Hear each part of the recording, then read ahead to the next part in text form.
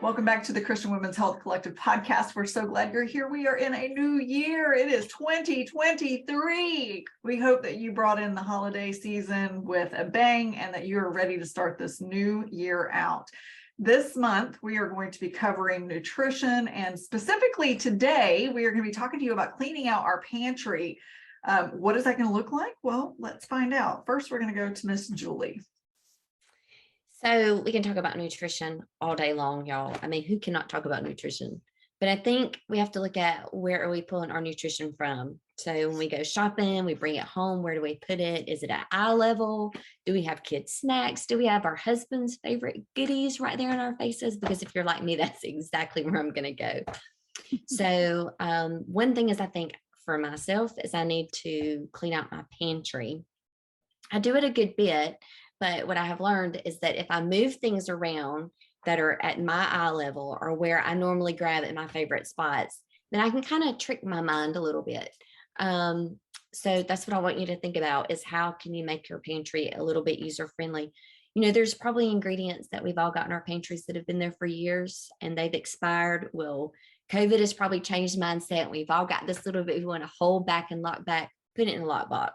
Put it in a cupboard pantry and write, extras or write that it's your stash, but get it out of your face because I think that kind of it changes our mind. We look in there and we've got food, but we don't really eat it. Then we feel guilty because we don't. And so there's all these different things that our minds can play. So I think that we just need a pantry plan. I'm going to clean mine out. You're welcome to watch. I'll shoot the video out there. There'll be some tips and some tricks that can come. But when you go to your pantry, I want you to even think, what would I like this to look like? Or what can make this better for me? Sometimes going in the pantry can be something as so simple as that ugly looking coffee can is there and you really want your coffee to be in this cute little ceramic cup. Do it. It's going to take you 5 minutes and it's going to make your heart happy. And I've had people and friends that would come over and go, why do you do that? Does it matter? No, what matters is how it's going to make you feel when you open that pantry door. So that's what we really want to look at. Even your refrigerator, if our refrigerator is chaotic in there when we go to the grocery store, it makes it difficult to enjoy what you're pulling out, right? And that's what we want to do. We don't only want to enjoy what we're eating. We want to enjoy where it's going. We want to enjoy how we're pulling it out. We want to enjoy the total process with it. So really be thinking about, what's going to serve you better when you're pulling the pantry. Is it buy, prep, store? Is it, buy it all, store it all, then prep it later and cook it? Not only the organization piece of it, but the whole shebang. So that's what I think you need to work on and start with that mind is just look at it, rethink it, and then really make a plan to get in there and make it happen. So I can't wait to see how all our pantries are going to look by the end of the month. I love that so much because I think organization is key living in such a small space that things can feel chaotic really quickly, and then it can be stressful to be in the kitchen and cooking healthy food. And so then you give up and you have that, defeated attitude of I'll just order something then because it's too stressful to go in there, organize anything, cook anything, have any kind of plan or idea what you're doing. So I think that is a great place to start of just organizing, clean out your pantry, organize it, keep things in there that are going to fuel your body well and that you're going to choose over something that's less healthy, and that's just a good place to start. And having the kitchen be a peaceful place would be a good thing. So, because I think it's scary for a lot of people. So that's a good place to start. Start with organization and choosing the right things at the store and start small. Well, I'm going to flip that a little bit from the organization, but as you're going through and you're looking at each thing and you're checking to see, the expiration on that, because God knows there's probably some in mine that are expired that I need to go in and remove. Because it's funny because you forget how long ago I just bought that. And yeah, no. Anyway, is while you're looking at the expiration, why don't you take a look at what the ingredients are too and start getting familiar with what is in that product and, just doing a couple tests on it. Can I pronounce all of the ingredients? Do I know what they are? And if I don't know what they are and I can't pronounce them, and then I really think I should keep them in my cabinet, maybe you want to go ahead and Google that and see what is that I'm eating. or planning to eat, because once you look that up, you may not want to eat that. So, take a look at that. And I would also say that before you bring something into your house, make sure it's something that you really think that you should eat or want to eat. So again, taking a look at what it is, because it's a lot harder if you don't bring it in the house to eat it if it's not there. So unless you're going to make a special trip, then you will not have it in your house and you won't eat it. So those would be some of the things as you're cleaning out your pantry that I would take a look at. On to you, Leanne. Well, I eat a lot of meat. My pantry's pretty bare. But it doesn't, we do have plenty of stuff. I mean, we have spices and we have, chicken stock and stuff like that. But I think the thing that really hit home with me, I loved the concept of moving things out of your line of sight. I used to be the type of person, and if you've heard me talk in any of these podcasts, or if you've been in our membership group and heard any of my testimonials, I am an avid nutritional yeast lover. And before I stopped putting popcorn in my house, because I had to stop putting popcorn in my house, I would always have it right where I would normally go. And that would be the first thing I would want anytime I wanted any kind of a snack. And so I would end up, overeating, and it was just always a bad thing. And Tyler, my husband, used to say all the time, do you want me to hide it from you? That it's such a huge red flag if you have to hide food from yourself because you know how much you crave it. That's a big red flag.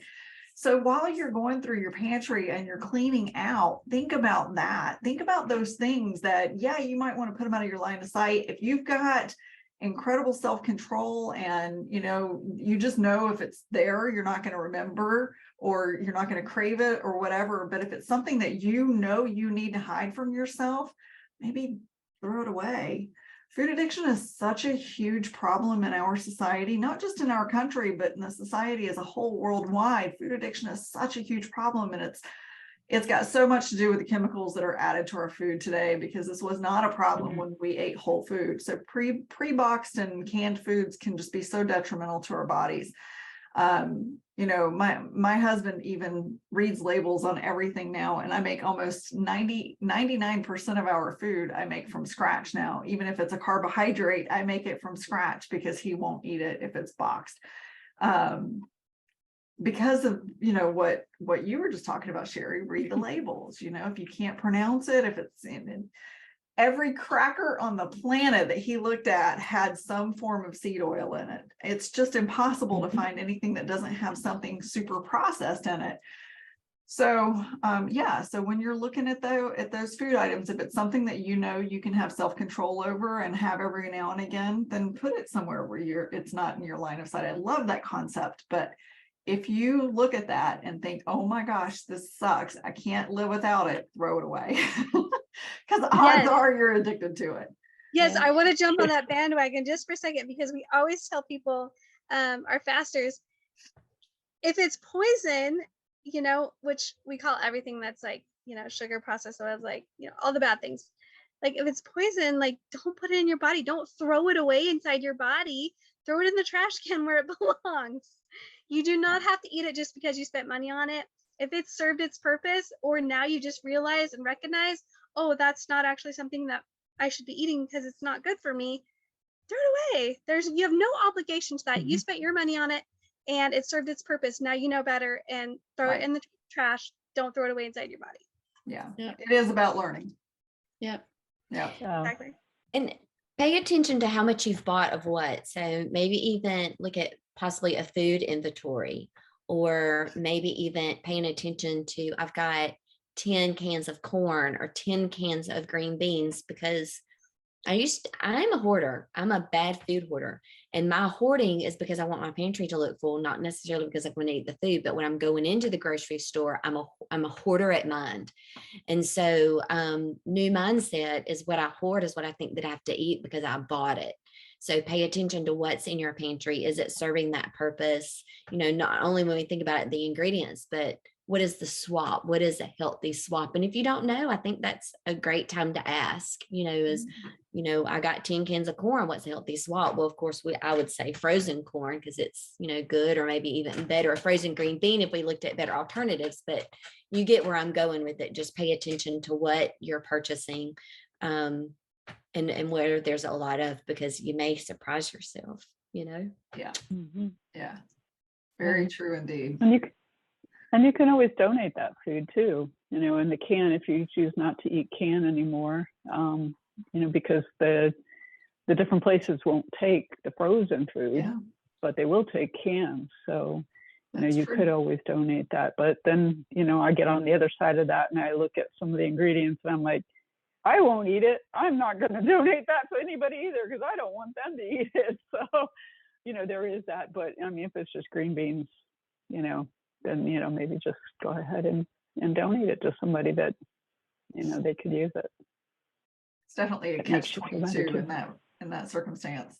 All right. Well, it is January. We are in the new year. We've said that already, but here's why I'm saying it again. We are so excited for what's coming in our membership this month. I encourage you to get in on it this month, especially. There's going to be so much information on nutrition in there because we all have such incredible experience around it. So I really this is probably going to be the most informational month that we've had since we started this whole membership.